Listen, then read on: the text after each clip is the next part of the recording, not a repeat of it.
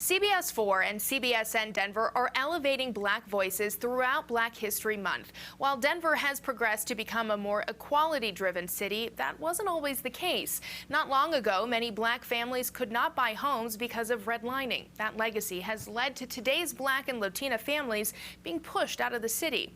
As Michael Abeyta tells us, there's still work to do. This is it. James Roy II just opened his art gallery in his hometown. I grew up in the 5 Points originally, and then in Park Hill. He's also writing a master's thesis on urban planning and displacement, and he's watched Denver grow with him. Yeah, it's changed a lot. A big reason for that, gentrification. It's a process of reinvestment in an area. Think about the Highlands, which was once North Denver, or Rhino, a warehouse district that is now a popular retail and restaurant area. Then there's James's neighborhood, which looked a lot different when he was younger. The neighborhood was 70% Black in the year 2000. It went down to around 53% in 2010.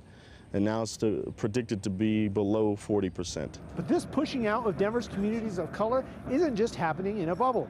Racism is the spark that started that fire. Redlining has been such an integral piece. Redlining, a tool used in the 30s and 40s by loan companies. So it was this process of establishing underwriting standards to ensure that money that went into backing mortgages was going to be able to be recouped. Lenders would color code neighborhoods. Green or blue was an area of good investment. Yellow, a declining area, and red areas were risky. Carrie Makarovitz, an associate professor of urban and regional planning for CU Denver, says one of the big factors that influenced their decisions was who lived there. It reinforced segregation, inequality, and racist beliefs about who should be able to get a loan. That means that Black people often couldn't be homeowners. If these minorities had had the opportunity to purchase these homes and not be discriminated against and own this real estate and own this land and own these buildings in these areas, then when these developers are coming and wanting to completely gentrify it and completely build it up, then they would have made a profit. But instead, these are a lot of renters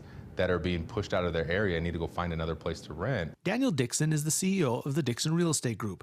He has also seen Black families being pushed out of Metro Denver. They're going to Meade. They're going to Brighton. He says that Black customers often don't have financial help to make competitive offers on homes because their families were denied the opportunity to build generational wealth. It's about, hey, well, my mom wasn't part of that inheritance where she can gift me my down payment. Which means Denver is becoming whiter. The loss of culture and diversity is, I think, always a detriment to a city. So where do we go from here? How do we keep people of color in the city of Denver while reinvesting in areas that have been underserved?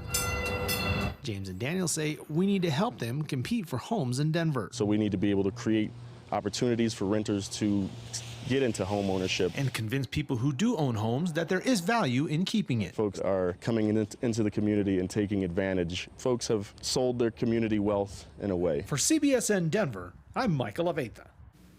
Join us every day throughout the month of February for stories on Black History Month. We'll continue to elevate Black voices in our state.